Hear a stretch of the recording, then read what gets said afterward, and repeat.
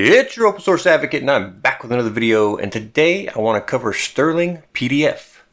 As we talk about building an MSP or any type of tech business on open source software, one of the biggest things you're going to come across in a business is having to deal with documents and contracts and things from clients and stuff that clients want you to do, and maybe you're sending them information. PDF is one of those things that people have just gotten to where that's what they use. So that's exactly what we're looking for our project here in this case. So I think this is going to be a really great one. And even if you're not doing this for a business, if you're just doing it because you're a college student or because you're a person who has to deal with PDFs occasionally and you've been looking for a really great tool, I think this is going to be the one.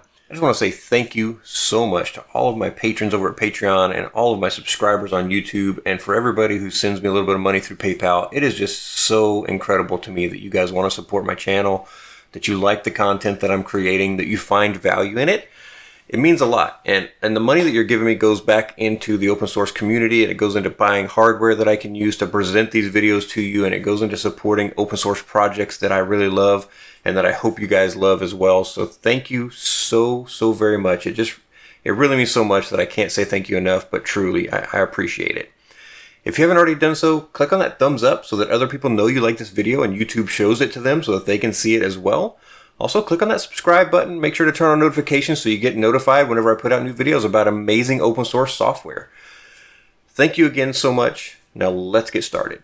So first, I want to look at what you can do with Stirling PDF, and you can see there's a lot of stuff here. So you can set up pipelines to actually take multiple actions on what your PDF needs to have done to it. So maybe you receive a PDF and you set up a pipeline that says, okay, first I want to scan the PDF into OCR, then I want to do something where it adds a signature line, and then I want to edit it where it splits it out into different pieces. And all of these things are separate steps you can do here, but you can also set up pipelines, which is pretty cool.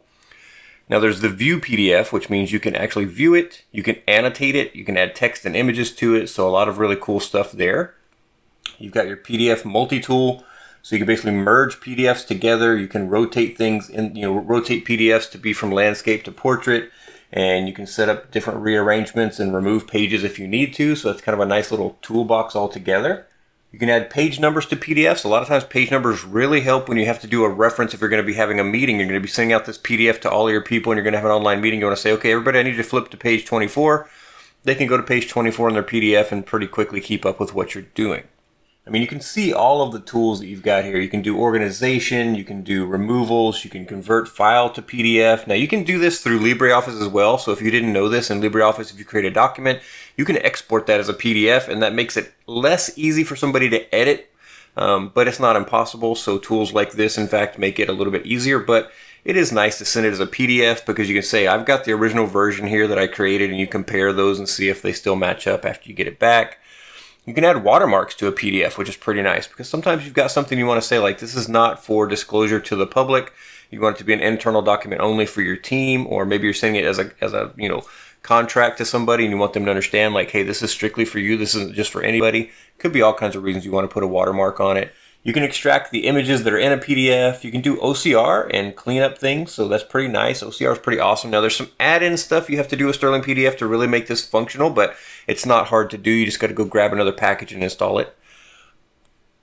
You can change the permissions. You can do PDF to Word. In this case, I would say PDF to Doc, and then I would open it in LibreOffice and edit it, so ODT basically, which is what we want.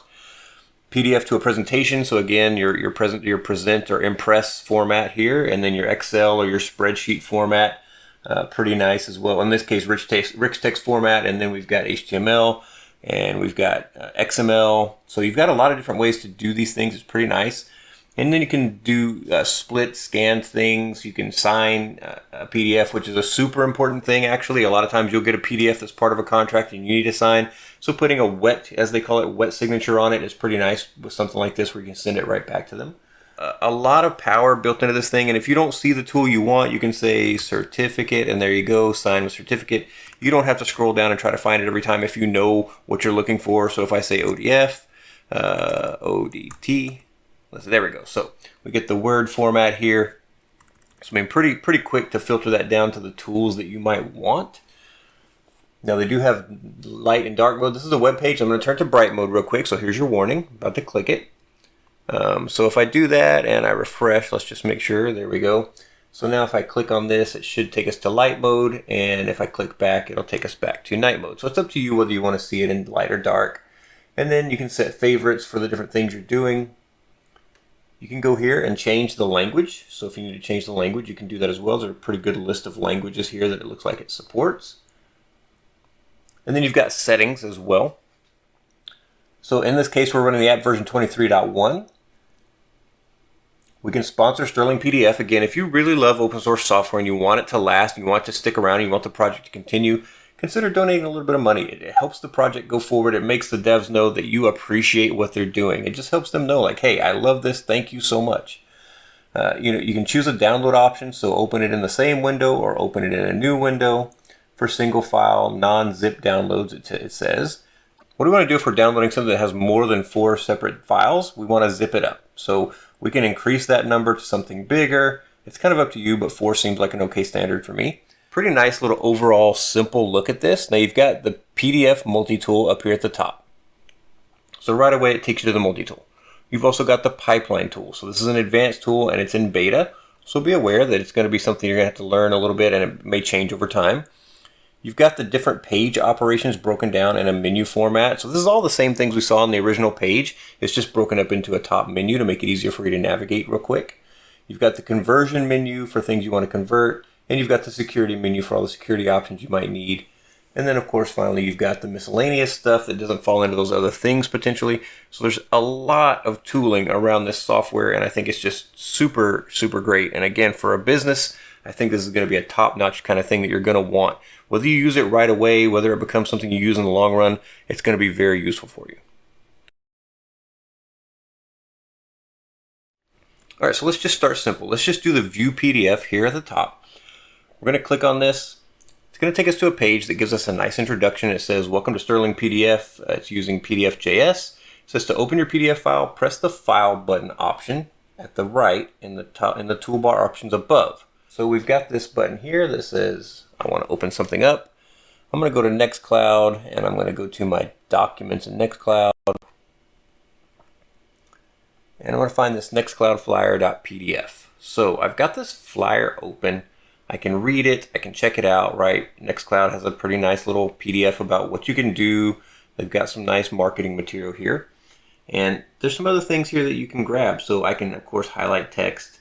I can do different things with the text on the page. I can copy this. I can just kind of do different things with it. Now it's hard to see, but it's highlighting that there in the background. So if I click on the little text button here, it's going to say, well, what color do you want your text and what size do you want your text? So we can adjust these things, and you can, of course, pick different colors from the palette over here. So let's just make ours red so it'll be easy to pick. And if I just click in here somewhere, it's going to let me start putting information. So I like this, but wish it had a bit more detail. Okay, so I'm adding that to my PDF here, and I can send that off to somebody. And if I want to make this a little bit bigger, maybe I can grab that and just resize my text. There we go. So I can make it a little bit easier for somebody to spot. So I can click on the save button, and it's going to tell me, hey, we saved this thing and you just downloaded it. So I can go down here and I can actually see this. So now I can send this to somebody else, and they can go in here and actually take actions. They can do things. They can fix their PDF version. They can send it back to me. So I've annotated a PDF. Pretty straightforward, not super hard. There's tools out there that can do this already for free, but it's a nice start, right? It's a simple view PDF kind of functionality. So if I close that, and if I just go back to the main page here, so let's convert that PDF to a Word document. So again, it's going to ask us to find a PDF that we want. So I'll go back down here and I'll find this one that's called Nextcloud. Okay, so I'm going to open up that same document. I'm going to say I want to switch this to doc, but I'm going to say ODT because that's what I actually use. I'm going to say convert. It downloaded it. Here it is right here. So I can just click on it, and it's going to open up in LibreOffice for me. And here it is in LibreOffice. I'm going to zoom it up just a little bit. You can see its formatting's changed a little bit because it's been switched over, but it's pretty close. But now I can click in here and I can actually edit this PDF that somebody else made. Open source, self-hosted. I don't want that to be hyphenated. I want it to be 2 words. Enterprise ready. I think that's fine to be hyphenated. that file access. So I really like that. I'm just going to move it back over. Make sure I get it lined up correctly with everything here. Now I can save this and I can export it back out as an edited PDF. So I've just taken something that somebody sent me as a PDF, something that they wanted to be a static object, and I'm able to edit this. Now, when I send it back to them, they're going to want to check and make sure that I haven't made edits they don't want, of course, but once everything's back and forth, we've got everything done. So, I mean, that's really kind of cool, right? You just did something incredible with a PDF. This is the power of this tool. Now, I'm not going to show every single thing you can do in this tool because it would take forever to do that. But I hope you guys grasp what we're able to do here. It's pretty great. I'm just going to not save that for now. So the other one I liked was the signature. So sign. So again, I'm going to open up that same one.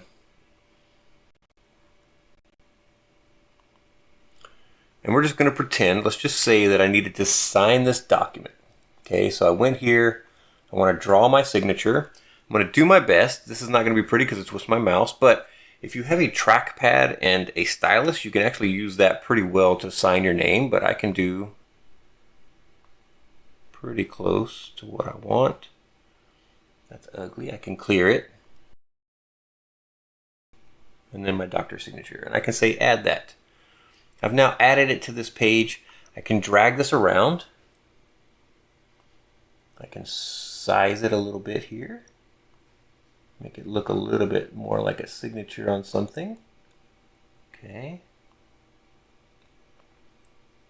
And then I can drag it wherever I want it on this PDF. Right here.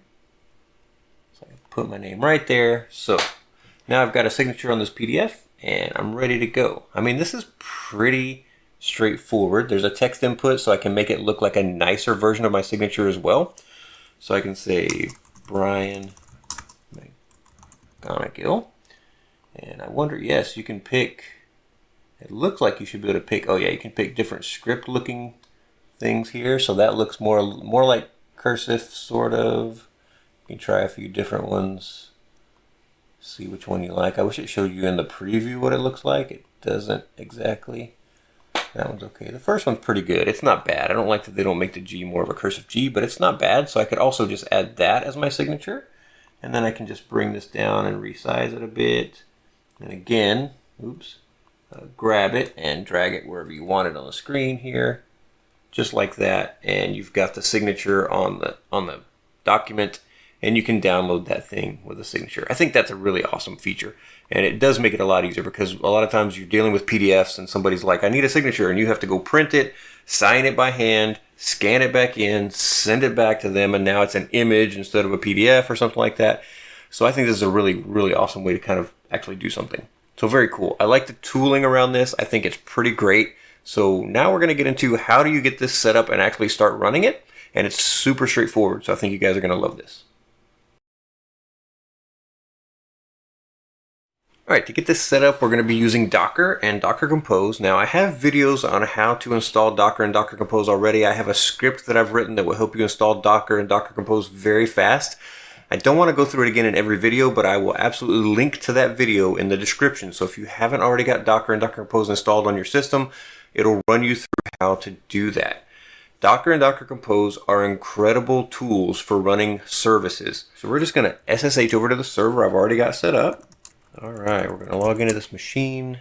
I'm going to do an ls, and you'll see that there's just a folder called Docker. So if we log into that, if we cd into that folder, you can see I've just got the Portainer agent set up and running. So I'm actually going to create a new folder, and I'm going to call this Stirling PDF. And I'm going to cd into that folder. And then I'm going to create a new file called dockercompose.yml. So I'm going to do nano docker-compose.yml.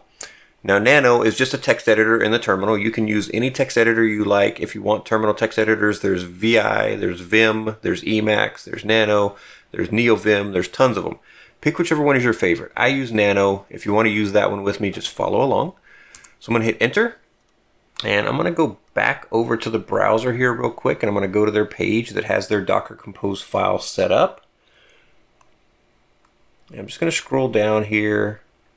And we'll see this Docker Compose file. So the newer versions of Docker Compose don't need this version line, so I'm just going to leave it out because it'll just throw a little error in the terminal that you don't need it.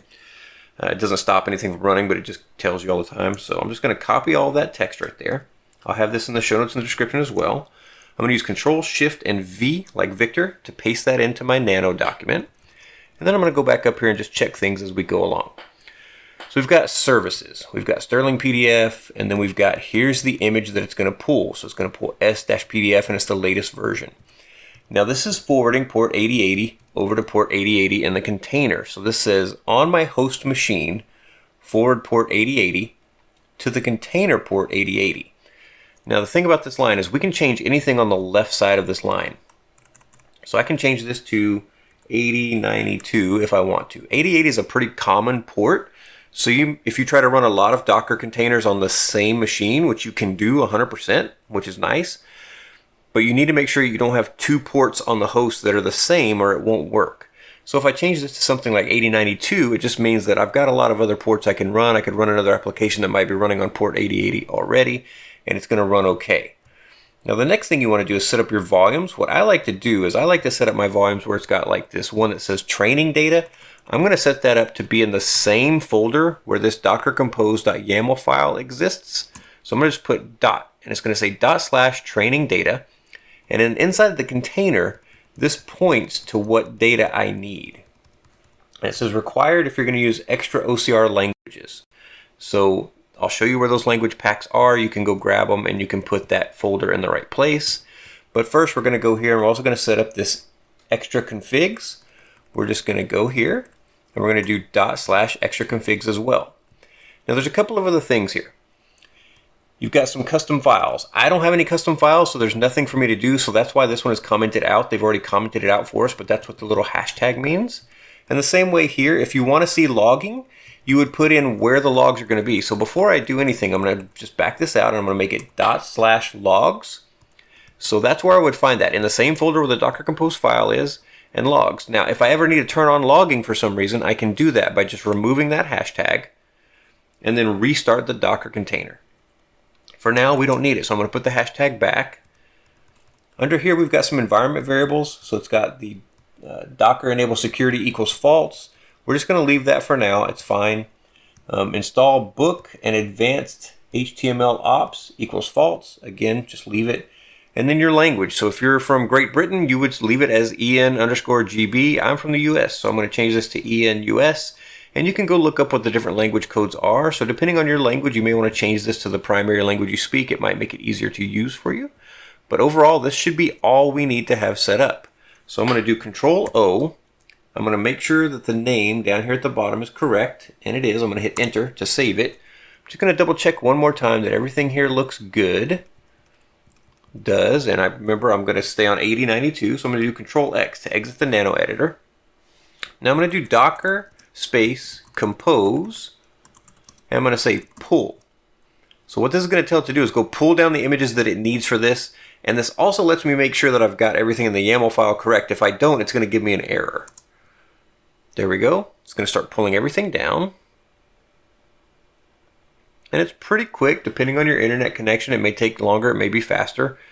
Just kind of depends on your setup. And there we go. Everything is pulled down, so we've got the images that we need to run this. Now real quick, I'm going to make those folders. So I'm just going to do cat docker compose.yaml so I can see what I called those folders. So I'm going to do mkdir training data. Let's make sure we spelled that the same way, no space. There we go. Training data, yes. And then I'm going to do one more, mkdir extra configs. Just like that. And then I could make the logs one, but it'll create it for me if I ever have to turn it on. So that one I'm not going to create. I'm not worried about it right now. Now if we do, I'm going to clear this out. If I do an ls, you'll see I've got the Docker Compose file that we need for this to run. We've created our folder called extra configs, and we've created our folder called training data. So let's just go and look back at GitHub. And again, I'll have these links in the show notes in the description, but here's the training data site that they talk about. So they say installing the language packs. Download the desired language packs by selecting the .training data files for the languages you need. place the .training data files in the Tesseract test data directory. So this is the one that's mapped in the container. So we're going to put them in that folder that we just created on our host. So you can see all of these different training data files. So what I did to get here, just to be clear again, from this page, again, I'll have this linked. You go to the language pack section. I'm clicking on this one here, this second link that says test data. Just clicking on it. It's TESS data. And down here you've got all of these things that say .training data. So you can see the different language abbreviations that they have. And there's a ton of them here. So you guys need to kind of know what is your language. Is take that training data. So let's just download the one for English. So I'm going to click on that. It's a pretty big file, so just be aware. It's not going to show you a preview, but just click on the download button right here. So that downloaded it to my local machine, so I've got it right here. I'm going to go back in here. I'm just going to split my terminal to keep it easy for you to see, but what you want to do is on your local machine, we're just going to go to CD downloads, and I'm going to do SCP-ENG, and it's going to just autocomplete when I hit tab. And I'm going to SCP that to Brian at 192.168.10.23. You would use whatever your IP address is for your server, colon, and I'm going to say tilde / docker / Stirling PDF / training data, and then an /. So it's going to say, securely copy this over my network. Copy this file to this machine and put it in my home directory in the docker / Stirling PDF / training data folder. So I'm going to hit enter. It's going to prompt me for my password for that remote machine. I'm going to type it in. I'm going to hit enter, and it's going to copy that. So now if I go back up to the main machine that we're working on, so I'm already logged into that machine, that server, I can do cd train, or I can do ls training data, and you'll see I've got that file right there. So whatever language pack or packs you want to do the same thing. Go get those files and bring them down into this folder. Make sure they're in this folder, and then we're going to start up the system. So to start this application up, we're going to do docker compose, and then up -d like David, 2 ampersands, then docker space compose logs -f. So what this says is bring up this container and run it in the background, so as a daemon or detached, and then after you do that, show me the log output and just let me keep seeing it as it builds so we can look for any errors or issues that might happen when it's first starting up. So we're going to hit that. It's going to start everything up. So it starts up and it gives us a little thing that says Stirling PDF, and it's going to put a lot of log output. What we're really looking for is anything that says error, issue, warning. I don't see any of that right now, so everything here seems like it's working fine. So I'm just going to hit Control-C to stop looking at the logs. We'll clear that out. And now we can go to the IP address of this server. So if we want to see the IP, if you're not sure, you can do IP-BR-4 and then A. It's going to show you your different IP addresses, but the IP address we want is this one that's on my main LAN, and it's .23. And remember, we set that to port 8092. So we're going to go to our browser, open a new tab. We're going to go to 192.168.10.23, :8092. You would use the IP address of your server and whatever port number you set in that Docker Compose file. When you hit enter, you should come to a screen just like this one, and you'll have all of these tools set up and ready to use. All you've got to do is keep this thing up and running, and you're set. And you just go in and you do your edits to your PDFs and re-download the edits from the server, and you've got your changed files. It's really a powerful system and a very cool system. I really, really like it a lot. Getting this thing running is a breeze. I think you guys are really going to like it. And for a business use case, I think it's absolutely great. In the future, we'll talk about how to secure this with Authentic and how to make it accessible over the internet without other people being able to get to it and utilize it, but you can get to it from anywhere. Hope you enjoyed this video. If you did, like, subscribe, tell your friends about it so they can come along on the open source journey with us, and I'll talk to you next time.